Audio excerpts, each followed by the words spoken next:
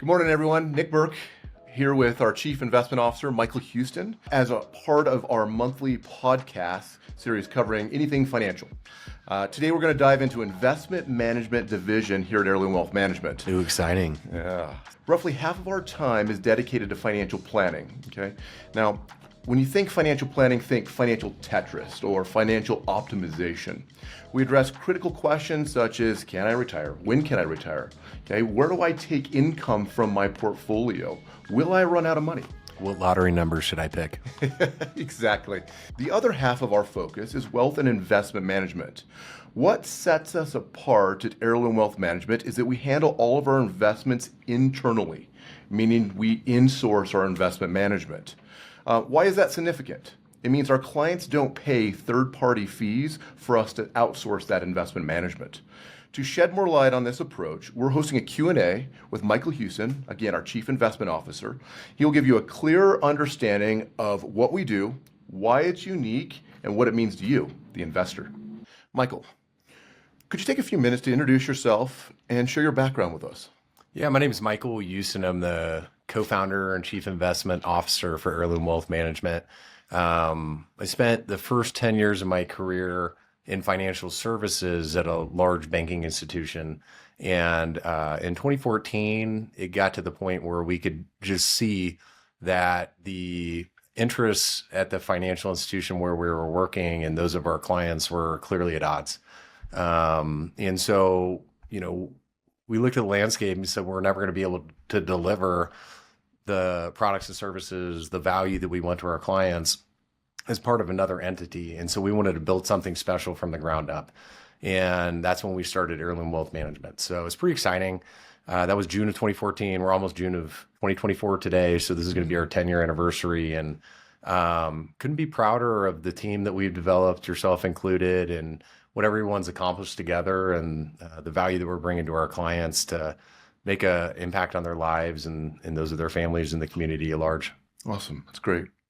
A lot of times Jeff and I say things, and we mean this, we can't be everything to everyone.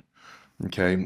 Could you explain who you believe is the ideal client for Heirloom Wealth Management from an investment perspective?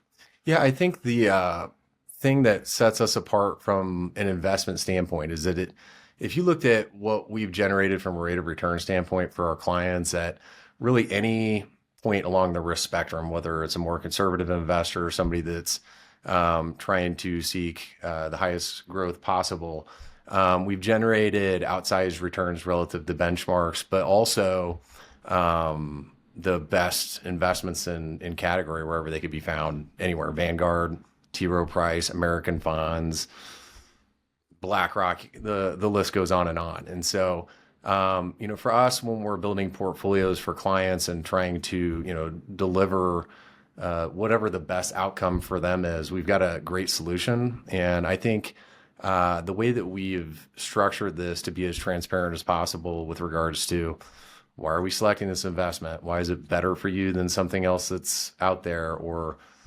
I think what speaks best to this is the fact that everyone at Heirloom Wealth Management invests their liquid net worth in the same investments we're recommending to our clients. And I know you can say that about a lot of outside firms, but we do what's best for our clients and put their needs ahead of our own. Yeah, and I think we talk about this a lot, is that my investments are identical to my clients. Okay, I pay the same fee. I've got the same stocks, the same bonds, the same alts, and that's what we refer to as sort of high conviction, is what we would talk about. Okay. Yeah, I think the other thing that we do differently, as you talked about, is we manage our own money. And so what is different about that is not only are we managing our own money, we have no proprietary investments, which, okay, what is the difference? When you go to, another brokerage firm and you invest in strategies that they're providing, and maybe their, investments are also offered by the same company that is providing you financial advice, there's an inherent potential conflict of interest. I'm not suggesting that there always is, but, if I go to ABC Bank, there might be an ABC Bank. I don't know if there is. I'm not talking about specifically ABC Bank. I'm just coming up with a generic term for a bank. And I look at my brokerage statement and I have all these ABC products in there. Are they recommending those products because what they think is best for me? or because they're collecting additional fees in the form of expenses for those underlying investments on top of the fee that they're providing for advice. So there is no Heirloom mutual fund ETF. There are Heirloom strategies where we can access thousands of different investments, individual stocks, exchange traded funds, alternative investments, so on and so forth. But there are best ideas anywhere we can find them, not something that we're collecting an additional fee for managing in-house. Got it. Like a double or triple dipping, essentially, what it is. Right. Yeah. It's really interesting. There's an article that I think it was the Investors Business Journal came out with last week, but they were looking at a fee structure at a major brokerage firm. And what caught my attention was that they were reconfiguring the fees for the advisors at this firm so that they made less to select their own client investments than if they were to use an outside third-party manager, and they would make even less than if they use an in-house. So the fees that they would collect from the advisory services they were providing to the client were greatest if they were using the proprietary products offered by the firm. Then, okay, I want to use a third-party manager solution, then they would make less as the advisor. And where they would make the least is if they're independently selecting their client's own investments. Pretty crazy. Definitely sounds like a conflict of interest. Yeah, well, if you're sitting across from the table from that advisor, it's like, okay, you're going to make 20% less by recommending this option versus that option. You might be selecting because, I'm not saying that the one that will pay you more is necessarily better or worse, but I would want to know why, and so for us, the way that we've structured a company and the way that we select investments to remove, even the potential for that even happening, I think is a big differentiator. Sure. Makes sense. What is your investment philosophy, particularly as we talk to enhanced diversification? Yeah, that's a great question. So for us, when we look at investments, there's a variety of different environments that we could go into in the marketplace. And really the framework that I like to think of it around these different asset categories is that, picture a quadrant. On the y-axis, you've got rising economic growth, falling economic growth. On the x-axis, you've got rising inflation and then falling inflation. What moves markets is when we have unexpected moves to the upside for any of those beyond what's priced into securities. And so for us, what we try to do is find a set of different assets, investments that will, over the long term, provide attractive returns to our clients, but in different environments will be exposed to different upside downside risks that are not related to each other. And that's, ultimately what diversification means. When most people think about the diversification in their portfolios, what they're thinking of is how many different things do I own? And, the interesting thing about that is, and, the CFA Institute has looked at the number of securities you need to diversify, for instance, an equity portfolio. And at least in the large cap stock, larger company universe, once you get to 15 different companies, you could add 1,000 more. You are not dramatic, maybe 97% of the diversification that you can get from an equity portfolio is achieved when you hold 15 different securities. As long as they're across different sectors of the market, you could add 1,000 more and you're not getting more diversification. What really brings diversification to your portfolio is not the number of securities you own, but how they relate to each other in different environments. And so for us, we break down our investments into 3 asset categories. We have equities or common stocks, which most people are probably familiar with. That's part ownership of a business. Then we have fixed income investments or bonds.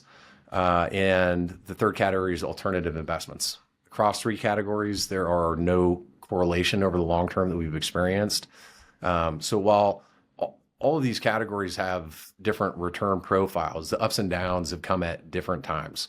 And when you look at the results for our investments, over the long term, that's one of the biggest reasons why we've been able to deliver not only outsized returns, because we're selecting what I think are, better investments within each of those categories, but then diversifying better across all of those. The end benefit for our clients is that we think we can generate more return with less risk.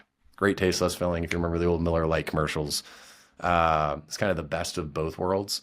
And, for our clients that are looking for peace of mind, wondering, hey, I don't know, what's going to happen with this market. Should I do anything differently? If you're better diversified, you're better positioned to weather, whatever might happen.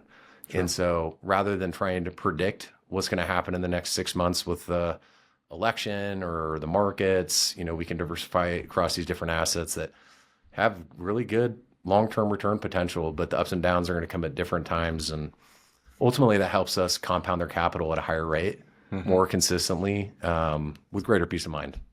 So there's an old saying that we use in this business. It's called, if two are the same, one is unneeded. Okay. And the reality about diversification, if they both do the same thing at the same time, they don't complement each other.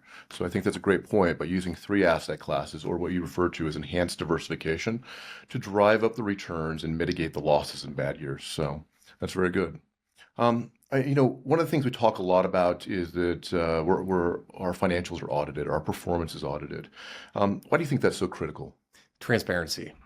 I mean, when you think about when you're talking with someone in our industry, a financial advisor, and they're trying to demonstrate whatever their track record is, if it's not audited, it could be a hypothetical. They're selecting different securities and running a back test to show how that would have performed had they held those securities over that specific period of time. For us, this is actually what our clients, these are actual client accounts, net of our advisory fee and any trading investment expenses, what we've delivered to our clients across time for different levels of risk return profiles. And so we're all about transparency. We want people to understand, okay, this is not only what we're doing now, what we've done in the past, why it might be better for you relative to different options. And so by doing that allows us to show, okay, here's what we've done. This is the return risk. Here's how it compares to other alternatives that you could choose from. And quite frankly, there's more alternatives today than ever. And so for our clients, we really want them to buy into long term what our philosophy is, why we think we're different, why it's going to be best for them. And that's where it comes to education, which if there's a common theme at Heirloom, it's education. We really want our clients to understand not only, okay, here's what the investment plan is, but this is why we're recommending it and how it's going to make a material positive impact on your plan versus what alternative courses of action are. And that starts with, at the beginning, you mentioned earlier, Social Security planning, investments are a part of that, but all these, Tetris, so to speak, which I'm going to steal, by the way. I really like that. This Tetris, how do all these pieces fit together? That's really the most important thing that we focus on for them. And I think that ends up increasing people's peace of mind. Sure. Yeah. One last question here. If you look at how we construct and develop portfolios, the whole intention is to get someone to and through retirement, right?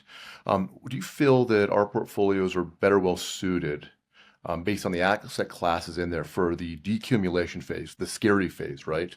When you spent your entire 30 or 40 years accumulating assets, you reach the precipice of decumulation or the income phase. And as a general rule, we talk a lot about, trying not to take income in a down market, right? That's the kiss of death, reverse dollar cost averaging, whatever you want to call that. That's how you escalate the possibility of running out of money. By using, say, stocks, bonds, and alternatives, what does that do relative to, say, a target date fund or an asset allocation when you only have one investment to choose from? Yeah, that's a critical point. And when you step back and think about it, most investors are familiar with the term dollar cost averaging. I'm going to take a fixed dollar amount of my paycheck every pay period and buy different investments. As your investments are going up and down, on average, you're buying at a lower average cost, right? When investments are down, you're putting a fixed dollar amount, you're buying more of that same investment. The opposite is true when you're decumulating. Dollar cost averaging, I've often heard it described as, but that volatility of your investments works against you the way it worked for you when you were saving. And so by diversifying across these, multiple asset classes and within them too, I don't want to downplay that. We're trying to diversify, within these asset categories as much as we are across them. We can reduce the risk that any one of those asset categories having a difficult time period causes a large loss for the total portfolio. And when you understand the magnitude of the impact of this, I'll just give you a simple example. if we have $1 million to invest and we have a 50% decline in that portfolio, $1 million goes down to $500,000. We need 100% return just to get back to even. Now let's step back and think if we're taking $50,000 from that portfolio a year to provide for retirement income, right?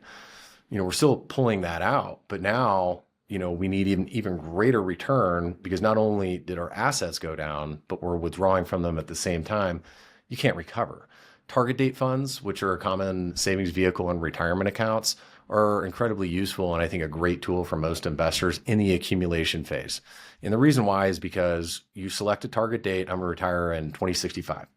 Your investments are more growth oriented as you approach retirement. And then they become, or the further you are from retirement, they get more conservative as you get to the point where you're going to pull from them. But, you have a lot more in common with your peers when you're 25 and you've got 40 years to plan retirement. Once you get to retirement, everyone's different.